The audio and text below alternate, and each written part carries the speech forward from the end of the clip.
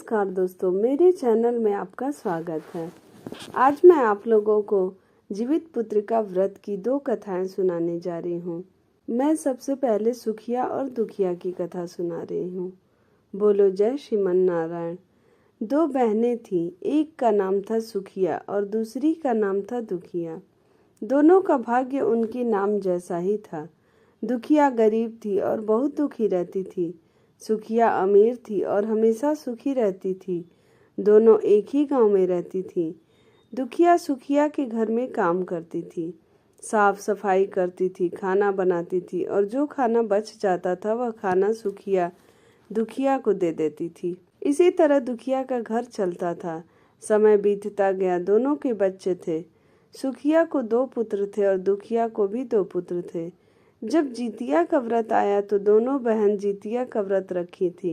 दुखिया सुखिया के घर में काम करती थी। व्रत के दिन दुखिया ने सुखिया के घर जो चावल फटका उससे जो खुदी निकला वह अपने लिए रख ली और साफ चावल सुखिया को दे दी। साग को चुनी, पत्तियों को डंठल से अलग करके बढ़िया वाला साग सुखिया के लिए रख दी और जो डंठल था वह अपने लिए रखी।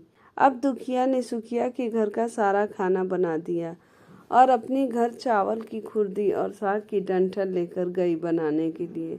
खुर्दी का चावल और साग की डंठल बनाकर वह खाना अपने बच्चों को खिलाई और खुद भी खाई।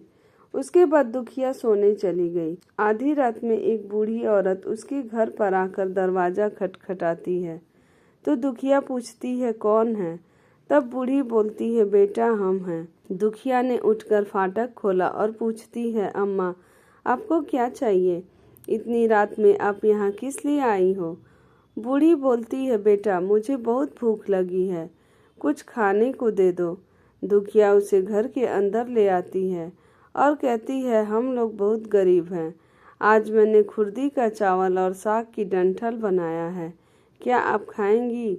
तो बूढ़ी कहती है कि हाँ क्यों नहीं खाएंगे, हमें बहुत भूख लगी है, हम वही खाएंगे। दुखिया अंदर जाकर खुर्दी का चावल और साग की डंठल लाती है और बूढ़ी को देती है खाने के लिए। बूढ़ी खाना खाने के बाद कहती है मुझे अच्छे से कुछ दिखाई नहीं देता, इतनी रात के अंधेरे में मैं अपने घर कैसे जाऊंगी? तो दुखिया कहती है कोई बात नहीं, आप यहीं पर सो जाइए, सुबह अपने घर चले जाना। तो बूढ़ी दुखिया के घर में ही सो जाती है। फिर थोड़ी देर बाद उठकर बूढ़ी बोलती है बेटा मुझे दीर्घ शंका लगी है, कहाँ करूँ? तो दुखिया कहती है मेरे घर में बाथरूम नहीं है, इसलिए आप उधर कोने में कर लीजिए। बूढ़ी पूछती है बेटा भड़बड़ करे या छरछर करे? दुखिया नींद में थी तो वह कहती है माता जी भड़बड़ करे दो, मैं सुबह साफ कर दूंगी। थोड़ी देर बाद बूढ़ी पूछती है बेटा मैं अपने हाथ कहाँ साफ करूँ? तो दुखिया कहती है आप मेरे सर में अपने हाथ को साफ कर लीजिए। जब सुबह होती है तो दुखिया को यह सब सपने के जैसे लगता है कि सोते समय मुझे कोई सपना आया होगा। वह ज़्यादा कुछ नहीं सोचती और नदी में नहाने के लिए चली जाती है। जब वह नदी में नहाती है और अपने बाल धोती है तो उसके बालों से होते हुए जो पानी बहता है वह सोने का पानी होता है। आसपास की सभी महिलाएं यह देखकर चकित हो जाती हैं और कहती हैं कि तुम्हारे बालों से तो सोने का पानी गिर रहा है, यह क्या बात है? फिर उसे रात की सारी बात याद आती है। वह दौड़कर अपने घर की ओर भागती है, यह सोचकर कि उसका घर दीर्घ शंका से गंदा हुआ होगा, पहले उसको साफ करना होगा। जब वह अपने घर में जाती है तो देखती है कि घर के हर कोने में ढेर सारा सोना बिखरा पड़ा हुआ है। यह सब देखकर दुखिया बहुत खुश होती है और सोचती है कि जीतमान बाबा मतलब कि जीमुत वाहन बाबा की कृपा से यह सब जो माता का रूप धारण करके मेरे घर आए हैं और मुझे इतना आशीर्वाद दिए, अब दुखिया अमीर हो जाती है और सुखिया के घर जाकर काम करना बंद कर देती है। दुखिया जब अपना व्रत पूरा करती है अपने पुत्र से कहती है कि जाओ मौसी के घर से तराजू लेकर आओ, यह नापने के लिए यह सोना कितना है। बच्चा बहुत खुशी से सुखिया मौसी के घर जाता है और तराजू मांगता है तो सुखिया पूछती है तराजू पर क्या नापना है? तो बच्चा बोलता है मेरे घर में बहुत ढेर सारा सोना है, उसी को मम्मी नापेगी। सुखिया कहती है, खाने के लिए तुम्हारे पास कुछ भी नहीं है और सोना नापोगे, मुझे झूठ कहते हो। तो बच्चा कहता है, नहीं, मैं झूठ नहीं बोल रहा हूँ। सुखिया सोचती है, जब तराजू मांगा है तो कुछ न कुछ तो जरूर नापना होगा, इसलिए वह तराजू के पीछे गोंद लगा देती है। जो भी नापेगा वह थोड़ा सा इसमें चिपक जाएगा। दुखिया जब तराजू पर सोना नापती है तो कुछ सोना का टुकड़ा उस बूंद में चिपक जाता है। जब बच्चा तराजू लौटाने आता है तो सुखिया उसको उलट पुलट कर देखती है तो उसे तराजू में सोना लगा हुआ मिलता है। सुखिया सोचती है उसके घर में जरूर कहीं से सोना आया होगा, इसलिए वह कई दिन से काम पर नहीं आ रही है। सुखिया उसके घर जाकर देखती है कि यह सोना कहाँ से आया। जब सुखिया दुखिया के पास जाकर पूछती है कि तुम्हारे पास कहाँ से इतना सोना आया कि तुम तराजू मंगाई नापने के लिए, तो दुखिया उस रात की सारी कहानी अपनी बहन सुखिया को बताती है। दुखिया का मन एकदम सच्चा था, इसलिए वह सब कुछ बता दी, लेकिन सुखिया के मन में लालच आने लगा कि दुखिया के पास हमसे भी ज्यादा धन आ गया। अब अगले जितिया में मैं भी खुर्दी का चावल और साग की डंठल बनाऊंगी।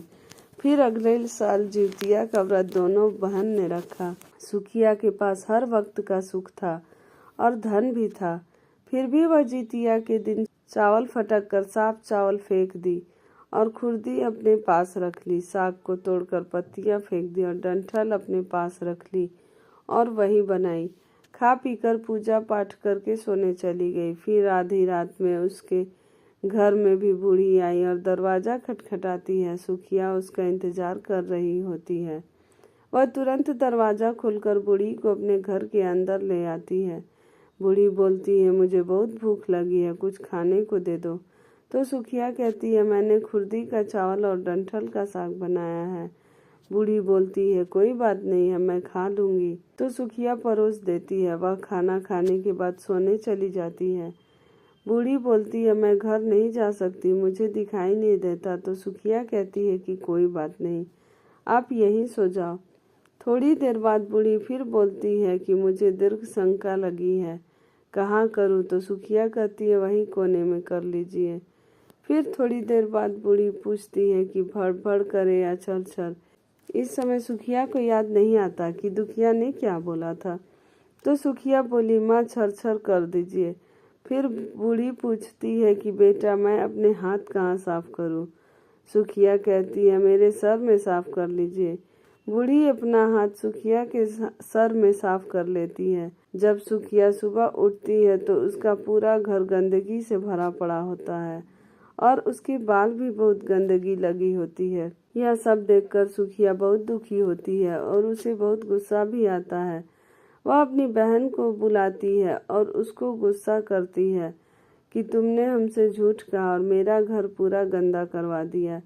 तो दुखिया पूछती है कि तुमने क्या कहा था, भड़ या छर छर? तो सुखिया कहती है, मैं तो छर छर बोली।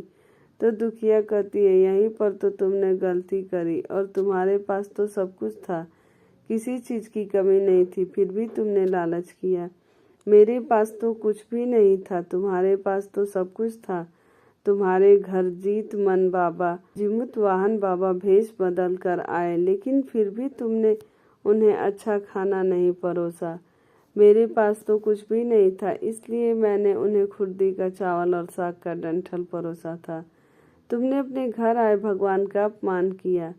सब कुछ रहते हुए भी तुमने साग और भात खिलाया।